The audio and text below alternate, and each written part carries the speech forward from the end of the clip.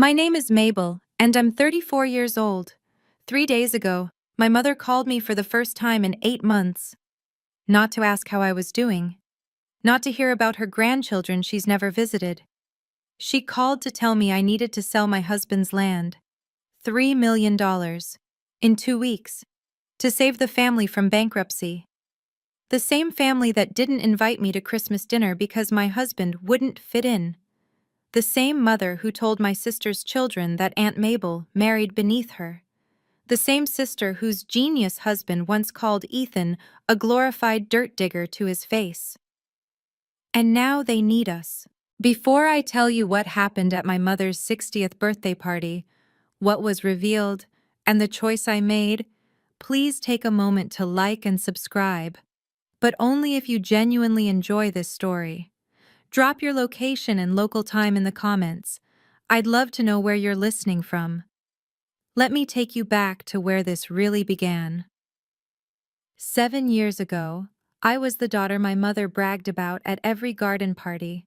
Columbia graduate, junior analyst at a boutique investment fund in Manhattan. The kind of job that made Victoria Ashford's eyes sparkle when she mentioned it to her friends.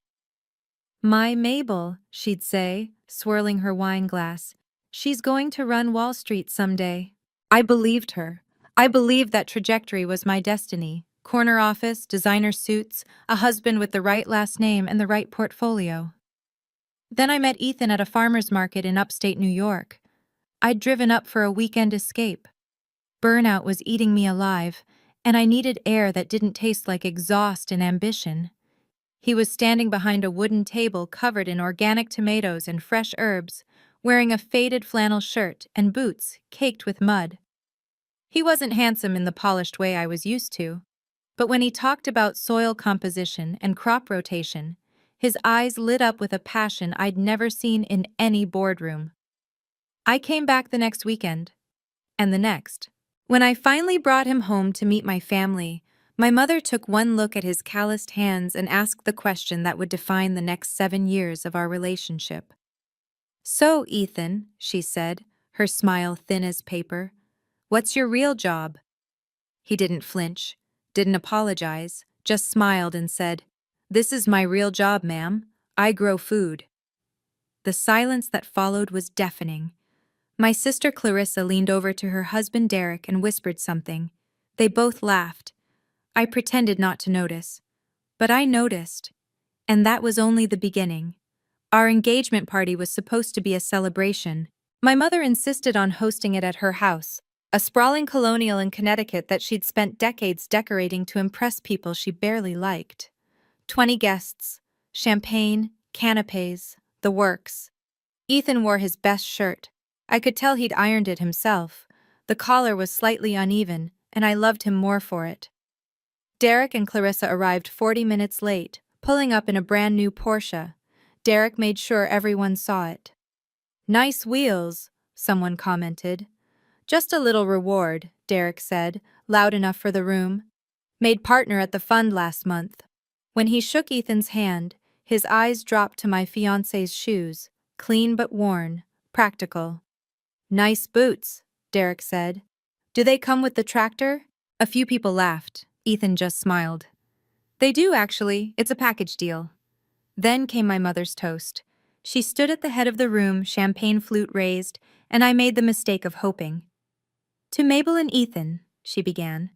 "My youngest daughter has always been independent, headstrong." She paused. "I just hope, in a few years, she won't regret throwing away everything she worked for this." She gestured vaguely at Ethan, at us, at the life she couldn't understand. I looked at my father. Robert Ashford sat in the corner, staring into his whiskey, saying nothing.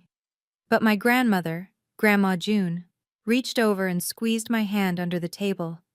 "I like him," she whispered. "He's real." That night, lying in bed, I made a decision. I would leave New York. I would build a life with Ethan. And I would stop waiting for my family to see what I saw. I just didn't know it would take 7 years for them to come crawling back. Vermont welcomed us like an old friend. We bought 200 acres of rolling farmland an hour outside Burlington. The house was a fixer-upper, drafty windows, a kitchen from the 70s, a porch that creaked like it was telling secrets. But it was ours. Ethan threw himself into the work, dawn to dusk, sometimes later. He built raised beds, installed irrigation systems, negotiated with suppliers. I learned alongside him how to read soil, when to plant, what the weather meant for our crops. Within 3 years, our organic produce was selling at 6 farmers markets across the region. Within 5, we had contracts with 3 high-end restaurants in Burlington. And then came Lily. Our daughter arrived on a snowy February morning, screaming her lungs out like she had opinions already. 2 years later, Noah followed, quieter, watchful, with Ethan's steady eyes. I had never been happier, but there was something I didn't talk about. Something Ethan asked me to keep quiet. His work hadn't stopped at farming. During our first winter, while I thought he was just reading agricultural journals by the fireplace, he was actually finalizing patents, running calculations, taking calls with investors he'd known from another life, a life before the flannel shirts and muddy boots, a life at MIT. Ethan had a PhD in agricultural engineering. His thesis on precision farming technology had caught the attention of venture capitalists years ago, but he'd walked away from academia, from the startup offers, from all of it. Until he didn't. He built his company quietly, no flashy launches, no press releases, just steady growth, real solutions, and clients who valued results over hype. They don't deserve to know, he told me once, meaning my family, and I don't need their respect. I never argued, but I always wondered, what would happen if they found out? The call came at 11 p.m. on a Tuesday. I was half asleep, one hand on Noah's back as he finally drifted off after a nightmare. My phone buzzed on the nightstand, and I saw my sister's name, a name that hadn't appeared on my screen in 8 months. Clarissa? She was crying. Not the delicate, performative tears I remembered from our childhood when she wanted something from Dad. These were ugly sobs, ragged and desperate. Mabel, I need your help, her voice cracked. We're in trouble. Real trouble. I stepped out into the hallway, closing Noah's door softly behind me. What kind of trouble? Derek made some bad investments. He lost everything. The house, the cars, our savings. It's all gone. I leaned against the wall, processing. How much? $3 million. We need $3 million in 2 weeks, or Mom loses her house too. She put up the Connecticut property as collateral for Derek's trades. My stomach dropped. She did what? She believed in him. Clarissa's voice turned defensive, then crumbled again. We all did. And now you want me to, what, sell our land? It's just dirt, Mabel. You have hundreds of acres. Just sell a piece of it. Help us. I heard Ethan's footsteps behind me. He'd woken up, watching from our bedroom doorway with quiet concern. I need time to think, I said. Time?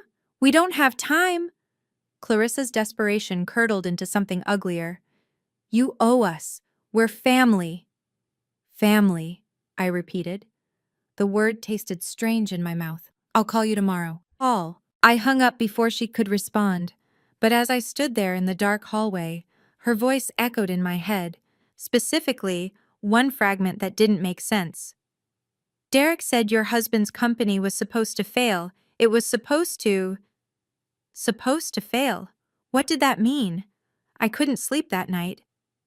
After Ethan went back to bed, I sat at the kitchen table with my laptop, the blue light harsh against the darkness. I typed Derek's name into Google, adding hedge fund and investment. The results loaded slowly. Then I saw it. Mitchell Capital Partner, Derek Mitchell, terminated following internal review. The article was 6 months old. It described Derek's departure from the fund as mutual, the corporate euphemism for getting pushed out. No details on why, but reading between the lines wasn't hard. Something had gone wrong, badly wrong. I kept digging. A financial forum mentioned his name in a thread about aggressive short positions. Someone had posted, "Anyone else see Mitchell's bet against that agri-tech startup? Dude went all in. Absolute madman." Agri-tech. My hands went cold. I picked up my phone and scrolled through my contacts until I found Rachel Simmons, an old colleague from my Wall Street days who now worked in compliance. She answered on the third ring, her voice groggy. "Mabel? It's midnight." "I know, I'm sorry, I need a favor." "This better be good." "Derek Mitchell, you know him?" A pause, then a dry laugh. "Everyone knows Derek Mitchell, or knew him. That guy's a joke now." "What happened?" "Massive short position. He bet against some sustainable farming tech company, bet his entire net worth that they'd tank. And? Stock went up 340%. He got absolutely wiped." Rachel yawned. "Whoever runs that company must be laughing their ass off. Derek bet everything on them failing. Poetic, really." I stared at the wall. Whoever runs that company. "Thanks, Rachel. I owe you." "You owe me brunch. Call me next time you're in the city." I hung up and walked slowly back to the bedroom. Ethan was awake watching me. "You found out," he said. It wasn't a question. I sat on the edge of our bed, the phone still warm in my hand. "How long have you known?" Ethan rubbed his eyes, then sat up against the headboard. In the moonlight through our curtains, he looked tired. Not guilty, just tired. "About 8 months." 8 months. I let that sink in. "And you didn't tell me." "I didn't want to hurt you." He reached for my hand, and I let him take it. The quarterly shareholder reports showed unusual short activity. I had our CFO look into it. Derek's name came up. "He bet against your company." "Our company," Ethan corrected softly. "And yes, he did." I thought about all those years of sneering comments, the way Derek looked at Ethan like he was something to be scraped off an expensive shoe, the dirt digger remark that still made my jaw clench. "He wanted you to fail." "He needed me to fail." Ethan's voice stayed calm, but I heard the steel underneath. "He hated that you chose me over whatever he thought you should have chosen. Someone like him, I guess. It wasn't enough to look down on me. He wanted to profit from my destruction." "And you just let it happen?" "What was I supposed to do, Mabel? Call him up and gloat? Warn him he was about to lose everything?" Ethan shook his head. "The best response to people like Derek is to keep building, let them destroy themselves." I thought about Clarissa's desperate phone call, about my mother's house on the line. "They're asking us to sell our land to cover his losses." "I know." "Losses he made betting against you." "I know." My phone buzzed. A text from my mother. "We need to talk. Come to my birthday party. It's important." I showed it to Ethan. He read it, then looked at me. "Do you want to go?" I did, but not for the reasons my mother expected. The next morning, while Ethan fed the kids breakfast, I found myself searching again. This time, I typed his company name, AgriMind Technologies. The Forbes article appeared on the first page of results, dated 3 months ago. The MIT PhD who left academia to revolutionize sustainable farming. I clicked through and there was Ethan, not in flannel this time, but in a simple navy sweater, standing in front of a greenhouse filled with sensor equipment. The photo credit listed a San Francisco studio. He'd flown out for this and never mentioned it. The article detailed his journey. MIT doctorate at 26, offers from major tech companies he turned down, years of quiet development on precision agriculture technology. And then this paragraph. AgriMind Technologies, now valued at approximately $47 million, has disrupted traditional farming metrics by combining AI-driven soil analysis with sustainable practices. Founder Ethan Farrington remains notably private, preferring to let the company's results speak for themselves. $47 million. My husband, the man my mother thought couldn't provide for me, had built something worth $47 million, while wearing muddy boots, while driving the same truck he'd had when we met, while raising our children and loving our land and never once needing to prove anything to anyone. I saved the article to my phone, not to brag, not to throw in anyone's face, but because I had a feeling I might need the truth to have a face. "You found it," Ethan said from the doorway. I looked up. Lily was clinging to his leg, sticky with maple syrup. "Why didn't you ever tell them?" He shrugged, hoisting Lily onto his hip. "Because it wouldn't have changed anything. They'd just find new reasons to look down on us." He was probably right, but I wasn't so sure anymore. Rachel called back that afternoon. "I found something," she said. "You're not going to like it." "Tell me anyway." She'd forwarded an email, a screenshot from an internal trading group chat that someone had leaked during Derek's termination proceedings. The message was time-stamped 8 months ago. I read it 3 times. "My brother-in-law's little farm project is about to tank.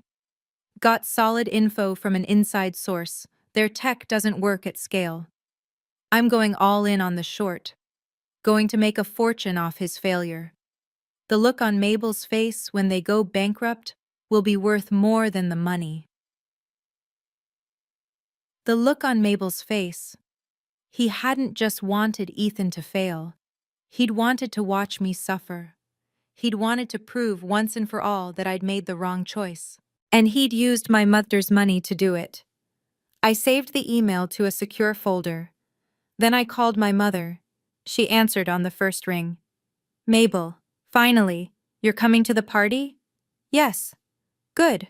Her voice softened, but only strategically. "We have a lot to discuss. The paperwork is ready. All you need to do is sign." "What paperwork?" "For the land sale. Derek's handled everything. It's very straightforward." I almost laughed. Derek's handled everything.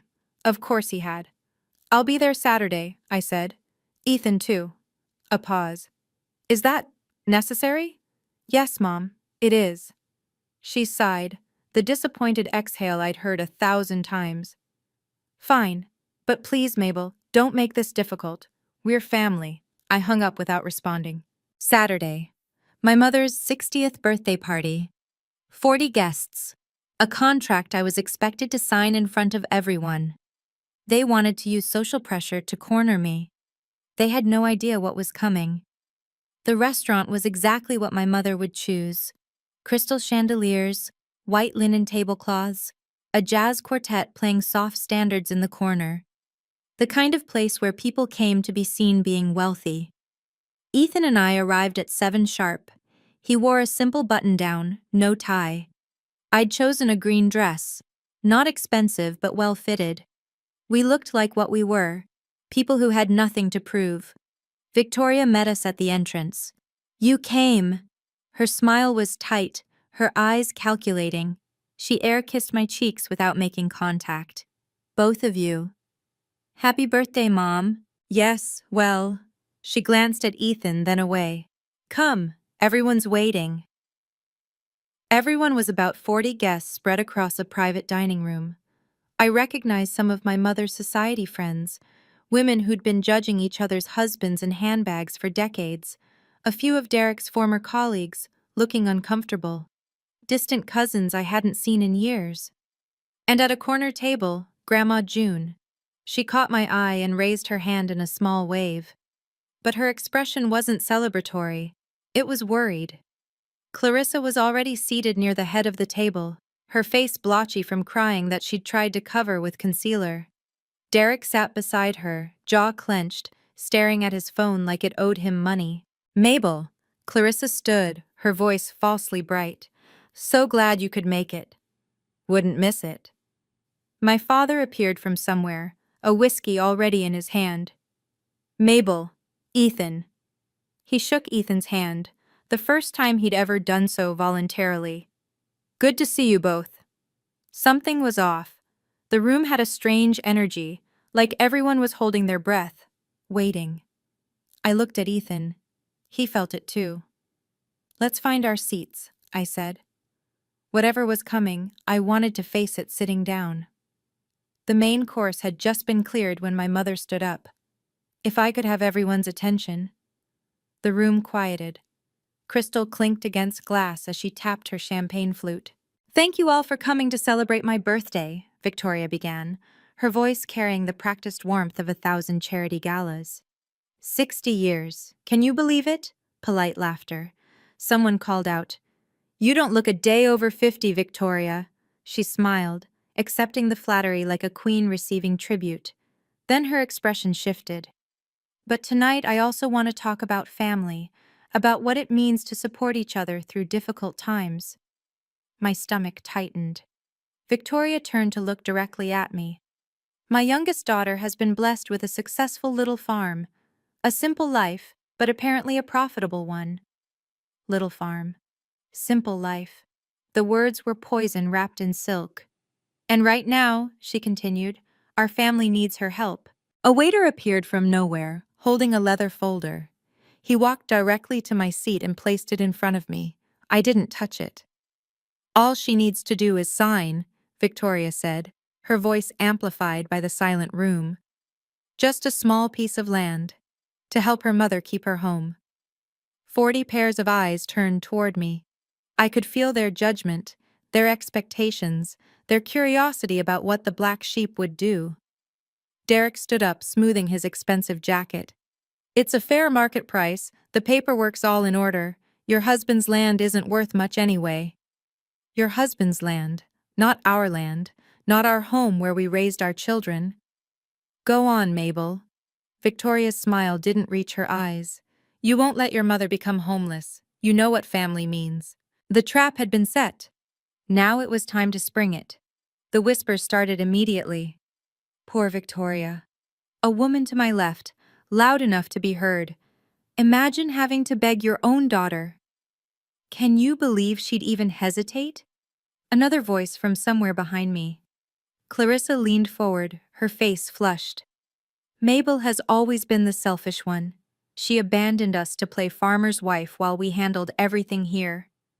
I felt Ethan's hand find mine under the table. Steady, warm. Derek circled closer, sensing blood in the water. Let's be honest here. Your husband got lucky with some dirt.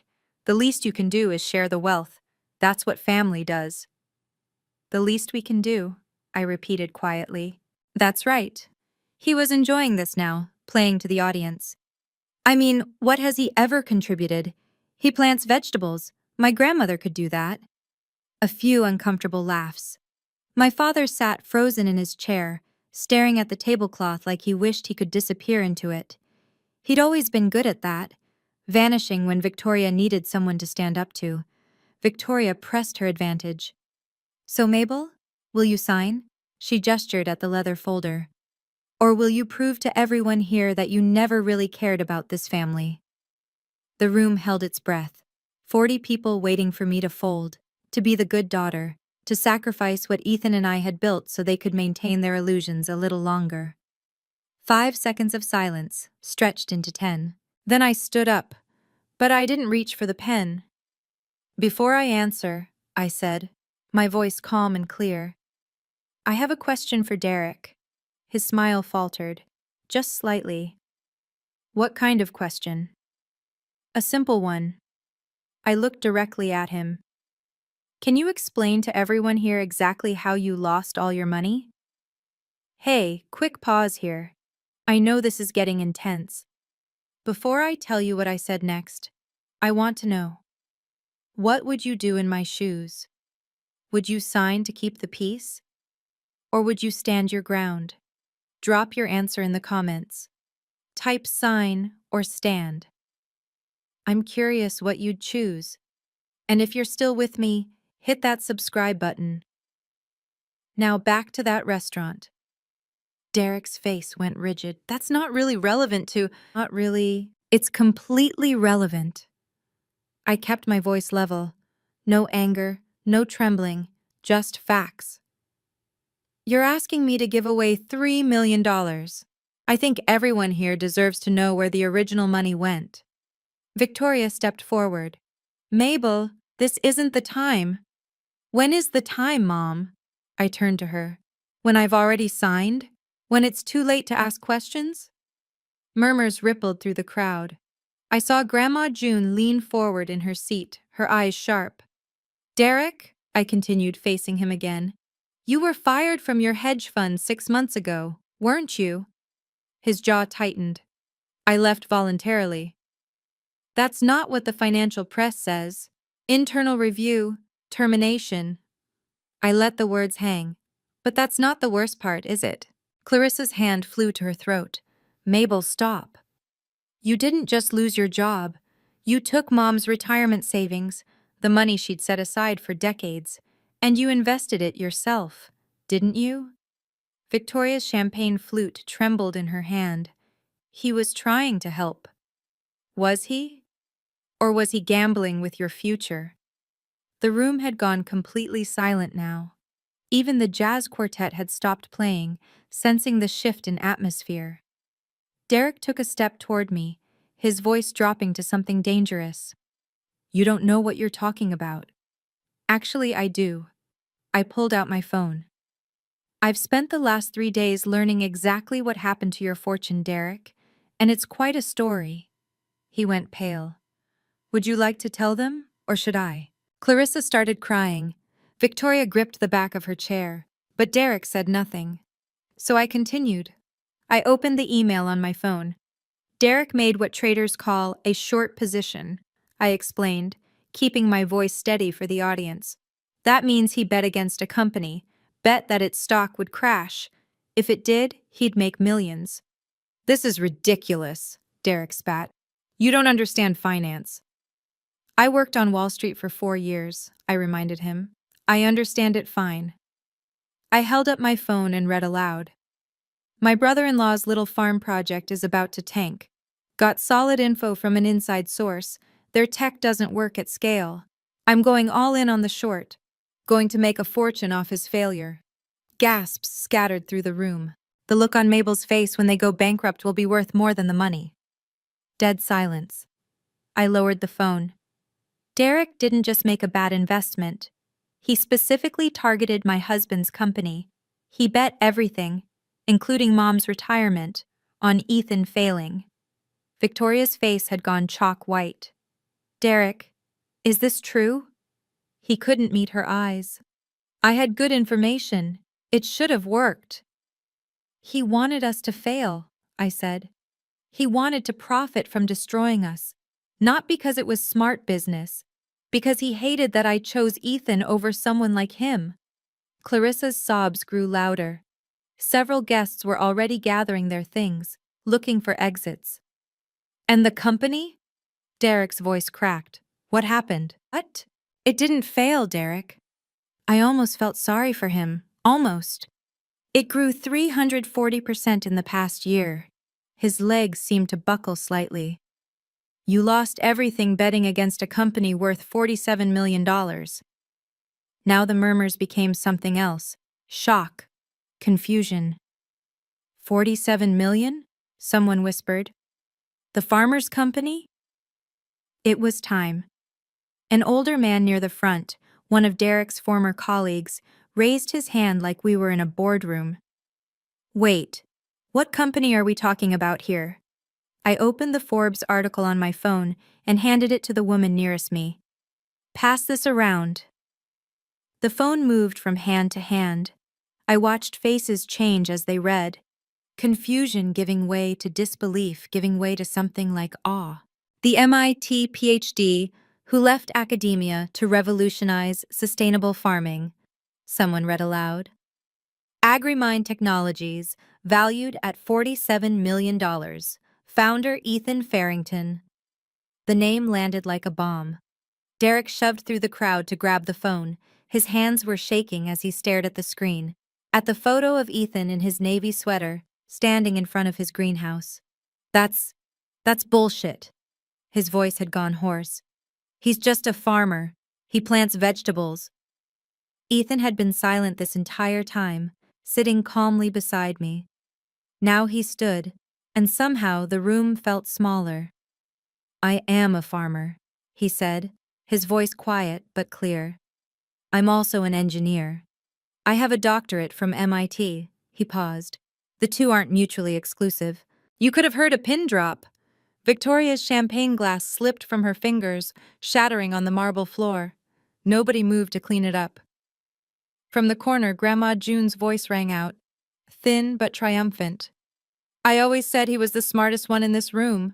She was smiling now, her eyes bright. Nobody listened. The room erupted. Whispers, exclamations, guests pulling out their own phones to verify what they'd just heard. And Derek just stood there, the Forbes article glowing on the screen in front of him, watching his entire narrative collapse. $47 million. The dirt digger was worth $47 million. The chaos settled slowly. Guests found their seats again, but the energy had shifted completely. They weren't looking at me with pity anymore. They were looking at Victoria. My mother stood frozen, broken glass at her feet, mascara beginning to smear at the corners of her eyes. "Mabel." Her voice was small now, nothing like the commanding tone from minutes ago. "Please, we're still family. Whatever Derek did—" "Mom." I kept my voice gentle but firm. "I'm not signing anything. But you have the money. You could—" "Yes, I could." I picked up the leather folder she'd so carefully prepared and set it aside, untouched.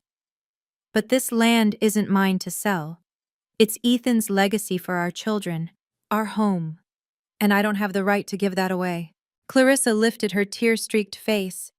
"So you're just going to let Mom lose everything?" "You spent 7 years telling me I made a mistake," I said, addressing the whole room now. "You excluded me from Christmas. You told my nieces that I chose poverty. You cut me out of family photos because Ethan wouldn't fit the aesthetic." Victoria flinched.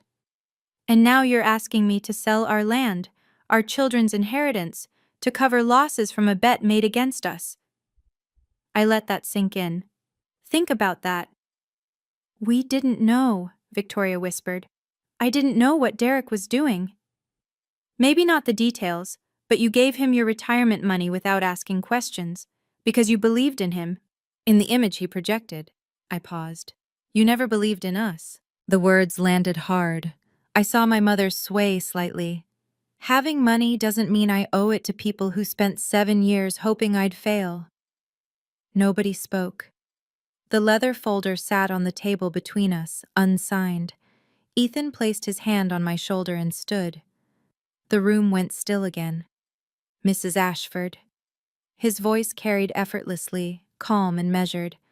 "I never needed your approval. I stopped expecting it a long time ago." Victoria couldn't meet his eyes. "But I also never wished you harm. Mabel loves you, even when you've made it difficult." He let that settle. "So I want to make something clear." He took a step forward. "I won't sell our land. That's not negotiable. But I'm willing to help you keep your house." Victoria's head snapped up. "What?" "A personal loan. Enough to cover the immediate mortgage payments and give you time to sort out the rest." He paused. "Not 3 million, but enough." Hope flickered across Victoria's face, desperate, grasping hope. "But there are conditions." Derek, who had been skulking near the wall, stiffened. 1. Derek repays every cent with interest over 5 years. Documented, legally binding. Ethan's gaze shifted to my brother-in-law. 2. He gets professional help for the gambling problem. Verified attendance. 3. You never ask us for money again, ever. "I'm not taking charity from him," Derek snarled. Ethan didn't blink. "Then don't. But that's the only offer you'll get from us." Clarissa grabbed Derek's arm. "Derek, please. This is humiliating." Derek shook her off. "You expect me to take a handout from the guy I—" He stopped himself, but everyone heard what he didn't say, the guy I tried to destroy. "This isn't revenge," Ethan said quietly. This is a boundary. Learn the difference. Victoria looked between her son-in-law and her youngest daughter's husband. The choice was written on her face. Pride versus survival. She didn't answer. But Derek was already grabbing his jacket, storming toward the exit. This isn't over, he spat. Nobody stopped him from leaving. Okay, I need to pause here. That moment, when Ethan laid out those conditions, I saw my mother's face change. She finally understood something she'd missed for 7 years. We weren't the ones who needed them. They needed us. What do you think happened next? Did she accept? Did Derek come back? Drop your prediction in the comments before I continue. And if you're enjoying this, share it with someone who needs to hear this story. The restaurant door slammed behind Derek. For a moment, nobody moved. Then Clarissa let out a broken sob and ran after him, her heels clicking against the marble floor. The spell shattered. Guests began reaching for their coats, making excuses. Lovely party, Victoria. We should do this again sometime. So sorry about everything. They couldn't get out fast enough. Within 10 minutes, the room that had held 40 people was nearly empty. Just the family remained. My mother, my father, Grandma June, Ethan, and me, and broken glass still glittering on the floor. Victoria lowered herself into a chair. She looked older suddenly, the careful facade cracked beyond repair. Her 60th birthday party had become the night her entire social image collapsed. My father moved first. I'm sorry, Mabel. I turned to him. Robert Ashford had his hands in his pockets, shoulders hunched like a man finally facing something he'd spent decades avoiding. I should have said something, years ago, when your mother first... He struggled for words. I was a coward. I let her run everything. I let her push you away. And I'm sorry. The apology hung in the air. It's a little late, Dad. I know. His voice cracked. But I'm saying it anyway. For what it's worth. Something in my chest loosened. Not forgiveness, not yet. But something adjacent to it. Grandma June rose from her corner table and walked over to embrace me. Her arms were thin, but surprisingly strong. I'm proud of you, she whispered against my hair. Your grandfather would be too. I held her tight. Behind us, Victoria remained in her chair, staring at the unsigned contract on the table. She hadn't said a word since Derek left. I wondered if she ever would. A week later, the updates started trickling in. Clarissa called first, not to apologize but to tell me she and Derek were separating. She'd discovered credit card statements he'd hidden, debts she'd never known existed. I don't know who I married, she said, her voice hollow. I thought I knew. I didn't say I told you so. There was no satisfaction in it.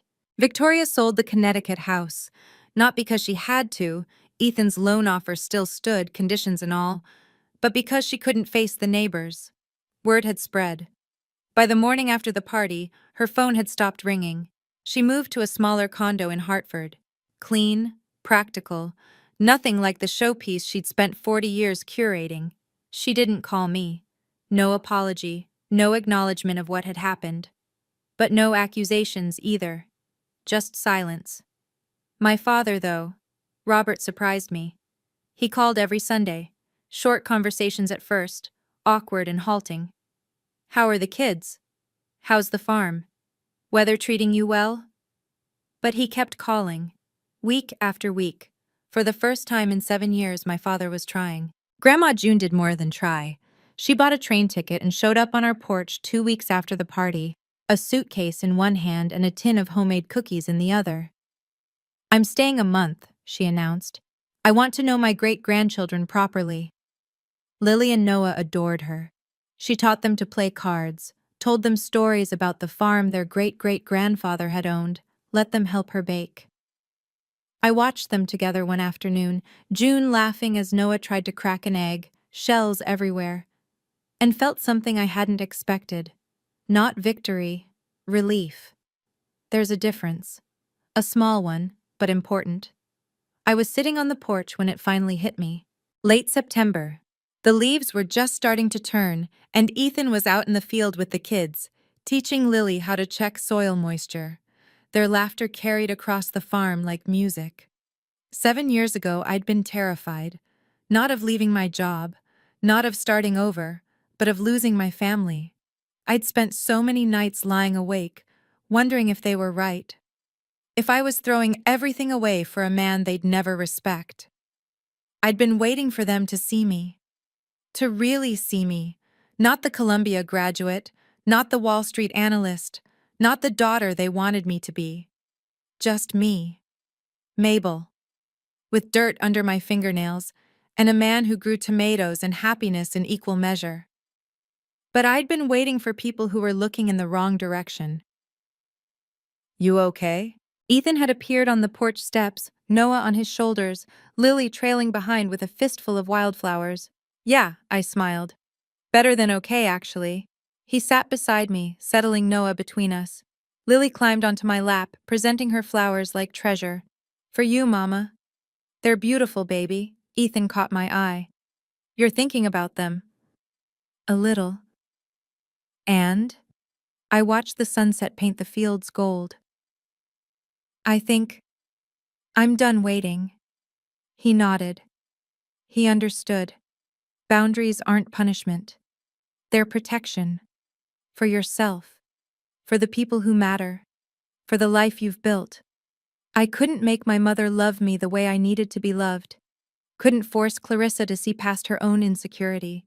Couldn't fix what had been broken for decades. But I could choose differently. I had Ethan, Lily, Noah, Grandma June, and a father who was finally trying. That was enough. That was more than enough. A month later, Grandma June came down for Lily's 6th birthday. We held it on the farm. Nothing fancy. Just a picnic table covered in wildflowers, a homemade cake with lopsided frosting, and enough laughter to fill a cathedral. After the candles were blown out and the kids had run off to chase fireflies, June sat beside me on the porch swing. I have something for you, she said. From her pocket, she pulled a small velvet box. Inside was a ring, antique gold with a tiny sapphire. Simple, beautiful. This was my mother's, June explained. And her mother's before that. I was saving it for the right moment. Grandma, not for you. She smiled. For Lily. When she's old enough. I want her to have something from the women who came before. I took the box carefully, feeling the weight of generations. Your mother might never understand, June said softly. She's too caught up in what things look like to see what they are. But I understand, and I'm glad, so glad, that you chose happiness over approval. I leaned into her, this tiny, fierce woman who'd been my anchor when everyone else drifted away. Thank you, Grandma, for everything. Just keep being yourself, sweetheart. She patted my hand. The ones who matter will find their way to you. The rest? Let them go. We sat in comfortable silence, watching the fireflies dance across the darkening fields. My mother hadn't called. Clarissa was still sorting through the wreckage of her marriage. But my father had sent Lily a birthday card with a check inside and a note that said, I'm sorry I missed so many. I won't miss more. It wasn't a perfect ending, but it was real. And real, I'd learned, was more valuable than perfect could ever be. Thank you for staying with me until the end. This story took a lot to share, but your comments and support make it worth it. If any part of this resonated with you, if you've ever had to choose between keeping the peace and keeping your self-respect, I'd love to hear about it. Drop your story in the comments. For more stories like this, check the video in the description.